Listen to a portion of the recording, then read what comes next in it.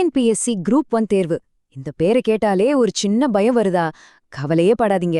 அடுத்த 5 நிமிஷத்துல இந்த பெரிய மலைய எப்படி ஈஸியா ஏறலான்னு ஒரு சூப்பரான வழிய பார்க்க போறோம். ரெடியா?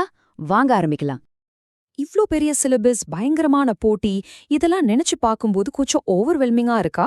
அது ரொம்பவே இயல்புதான். ஆனா டென்ஷன் ஆகாம உங்க தயாரிப்பு பயணத்தை எப்படி சிம்பிளா அதே சமயம் சக்சஸ்ஃபுல்லா மாத்துறதுன்னு தான் இங்க நம்ம பார்க்க போறோம். அதாவது இங்க முக்கியமான விஷயம் என்னன்னா, நீங்க ஒரு நாளைக்கு எத்தனை மணி நேரம் படிச்சீங்கன்றது முக்கியம் இல்ல. எக்ஸாம் பேப்பர்ல உங்க பதில்கள் எவ்ளோ தரமா இருக்குன்றது தான் உங்க வெற்றியை தீர்மானிக்க போகுது.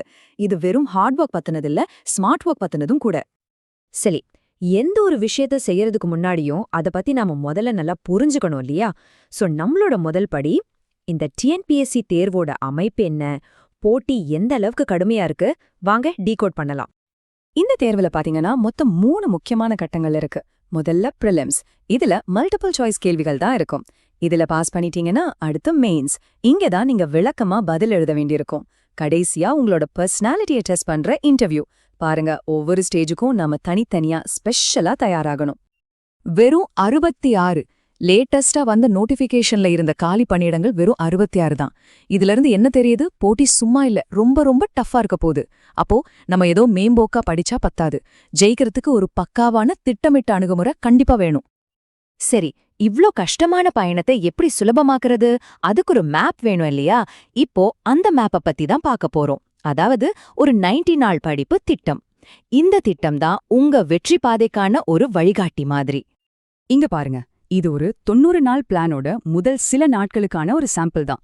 ஒவ்வொரு சப்ஜெக்ட்டுக்கும் நேரத்தை பிரிச்சு இப்படி ஒரு தெளிவான அட்டவணை போட்டு படிக்கும்போது நமக்கு எந்த குழப்பமும் வராது. எதையும் நாம மிஸ் பண்ணவும் மாட்டோம். இந்த டிசிப்ளின் தான் நம்புங்க ஒரு பெரிய வித்தியாசத்தை உருவாக்கும். இந்த திட்டத்தோட வெற்றிக்கு பின்னாடி ஒரு சிம்பிள் ஃபார்முலா இருக்கு. 4 விஷயம்தான். 1, டெய்லி புதுசா கத்துக்கணும். 2, திறனாய்வு கேள்விகளை தினமும் பிராக்டிஸ் பண்ணணும். 3, வாரம் படிச்சத மறக்காம ரிவைஸ் பண்ணணும். 4, மாசம் ஒரு டெஸ்ட் எழுதி நாமளே செக் பண்ணிக்கணும்.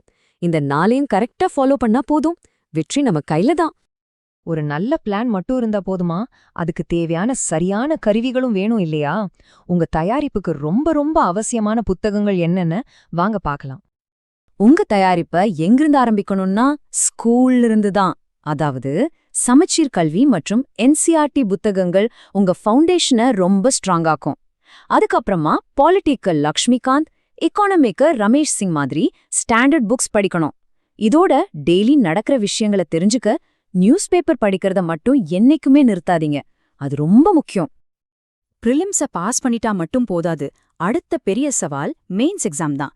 இங்க உங்களுக்கு எவ்வளவு விஷயம் தெரியுங்கிறத விட தெரிஞ்ச விஷயத்தை எப்படி அழகா தெளிவா பேப்பர்ல கொண்டு வரீங்கன்றது தான் மேட்டர். பதில் எழுதுறது ஒரு கலை. அந்த கலையில எப்படி கத்துக்கிறதுன்னு இப்ப பார்க்கலாம்.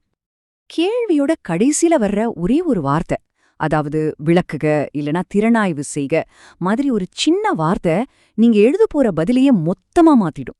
ஒவ்வொரு வார்த்தைக்கும் ஒரு அர்த்தம் இருக்கு. அதை சரியா புரிஞ்சுக்கிறது ரொம்ப முக்கியம்.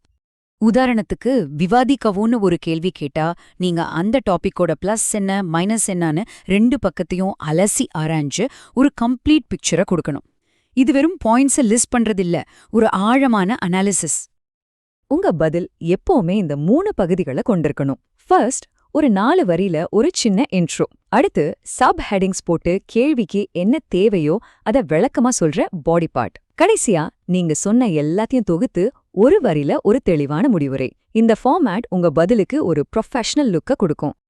ஓகே, எல்லாம் படிச்சாச்சு, எப்படி எழுதணும்னு தெரிஞ்சுக்கிட்டாச்சு. ஆனா இறுதி வெற்றி எதுல இருக்கு தெரியுமா? பிராக்டிஸ்ல தான். எக்ஸாம் ஹாலுக்குள்ள நீங்க எப்படி பர்ஃபார்ம் பண்ண போறீங்கன்றத முடிவு பண்றதே இந்த கடைசி கட்ட பயிற்சி தான். மாக் டெஸ்ட்ங்கிறது சும்மா எழுதி பார்க்கறது இல்ல, அது நிஜமான எக்ஸாம் மாதிரியே ஒரு சூழலை உருவாக்கும்.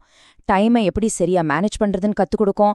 நம்மளோட வீக் ஏரியாஸ் எதுன்னு நமக்கு காட்டி கொடுக்கும். முக்கியமா எக்ஸாம் அன்னைக்கு வர டென்ஷனை குறைச்சு உங்க நம்பிக்கையை அதிகப்படுத்தும். அதோட இன்னொரு முக்கியமான விஷயம், டிஎன்பிஎஸ்சி எந்த மாதிரி கேள்விகளை கேக்குறாங்க, எந்த டாபிக்கு அதிக முக்கியத்துவம் கொடுக்கறாங்க, இதெல்லாம் புரிஞ்சுக்க பழைய வருஷ கேள்வி பேப்பர்களை எடுத்து அனலைஸ் பண்றது ரொம்ப ரொம்ப அவசியம். இது உங்க தயாரிப்ப கரெக்டான பாதையில கொண்டு போகும். இப்போ பாருங்க, டிஎன்பிஎஸ்சி குரூப் 1 தேர்வை ஜெயிக்கிறதுக்கான ஒரு தெளிவான மேப்பும் அதுக்கு தேவையான கருவிகளும் உங்க கையில இருக்கு. உங்க பயணத்தை நம்பிக்கையோட ஆரம்பிக்க நீங்க தயாரா? நிச்சயமா வெற்றி உங்களுக்கே.